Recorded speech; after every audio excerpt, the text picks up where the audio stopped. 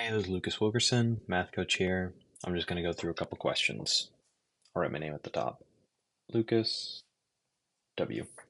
So looking at number 2, determine whether the relation is a function. The trick here is that we have repeating x values. When x values repeat,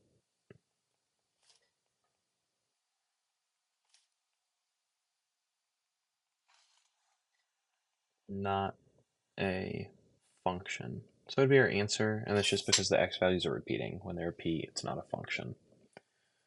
For number 3, it says evaluate the function at a given value of the independent variable and simplify. So we're given f at -3. All that really means is that we need to plug it in for the x value. So in this case, we're just going to take -3 and plug it in for x.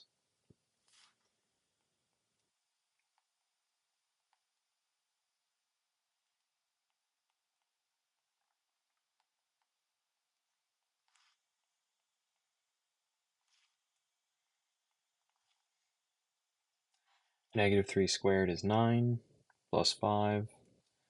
-3 cubed is -3 times -3, which is 9, times -3, which is -27, plus -3 times -7 is just plus 21. Add these together, then simplify. That's our answer. Next, we'll go to number 5. Use the graph to find the indicated function value. So when y equals f of x, find f at -1. To do that, we just need to look at the x value, which here is just -1 on the graph. We see that we're going up about 2.5 spots right here, and that's going to be the y value. So our answer would be f at -1 equals 2.5. And all we're doing is when you plug in -1 on this graph, we're just looking for the y value, and that's about 2.5. Number 6, use the graph to determine the function's domain and range. The way I like to think about this is the domain is going to be the set of x values, so the horizontal axis, and the range is the set of y values, so the vertical axis. So we're looking at our domain, which is the x-axis that goes like this. We see that we have all these positive numbers and they're kind of going to infinity. And the same is true for our negative numbers. They just keep going. So our domain then would be negative infinity to positive infinity. The range, we need to look at the y values, and we see they only come up to about 1 right here. It doesn't go any higher, but it does go lower. So it looks kind of like this on the graph. So we see it goes to negative infinity, but when it comes up, it stops at 1. So our range would be negative infinity to 1. And that's how you'd find the domain and range on this one. Just observe the graph. The x values are your domain, and the y values are your range. Looking on the next sheet, identify the intervals where the function is changing as requested. So when it talks about changing, it's basically where is it increasing, where is it decreasing, and where is it constant. So I guess I'll just like write those out.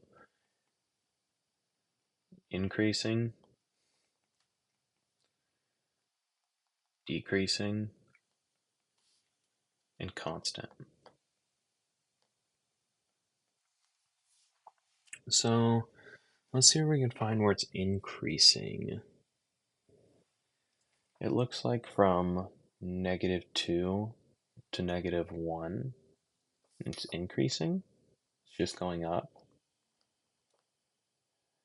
And then right here from like -1 to +1, it's constant. So I'll just put that in our constant section because there's no change. Then from +1 to 3, it's decreasing. So I'll draw that in. And then from 3 to, it looks like infinity. It doesn't really stop. It's increasing. So I'll use this unity sign to combine them. And then 3, comma, positive infinity. So it's just simply observing the graph. Where it's increasing, combine those parts together. Where it's decreasing, write that down. Where it's constant, write that down. All right, look at number 4. Determine whether the given function is even, odd, or neither. So when we want to evaluate this, we need to look at the exponents. And when we do that, we're going to look at 3, which is odd, and then we have just a 1. But we can think of the 1 as being multiplied by x raised to the 0. That's just 1.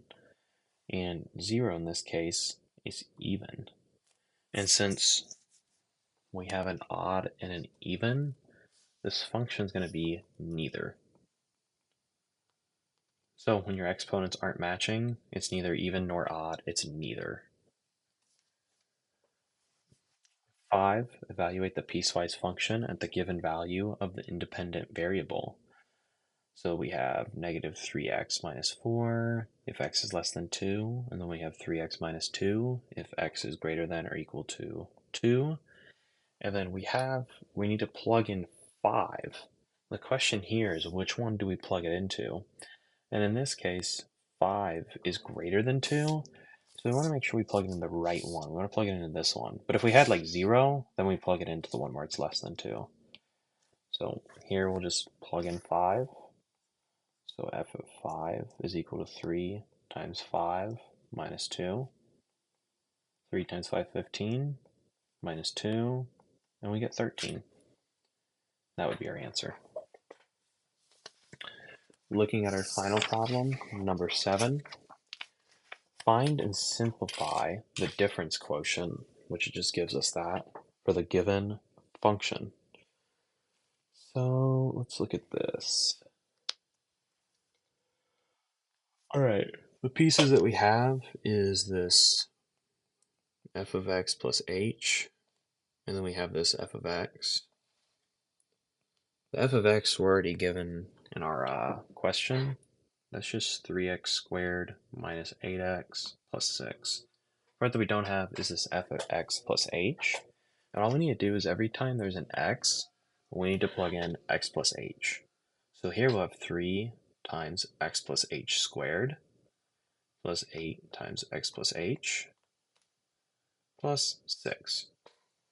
And then we'll just take this formula they gave us and plug in the pieces and solve. It'll turn out pretty big, but the actual like math is pretty straightforward. So just plugging in what we wrote down earlier.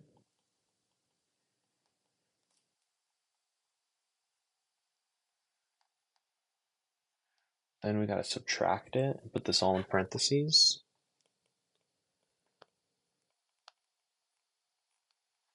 And that's all just over h.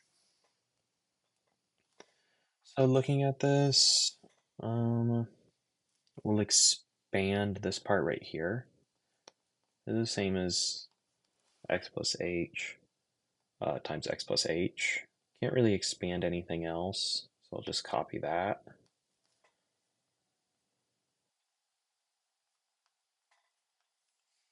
And then next we'll just want to FOIL it.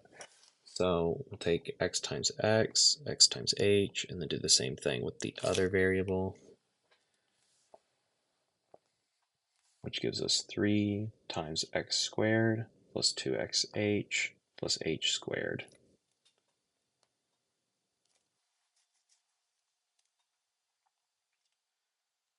Oh, my eraser turned on.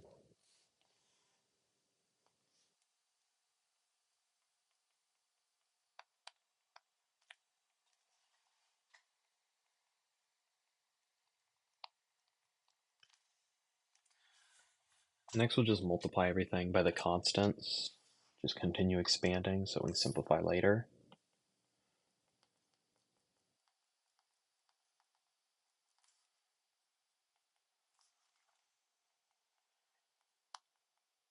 And then we're also going to distribute that negative, so it's going to make all those terms in the parentheses negative. Oh, negative 6.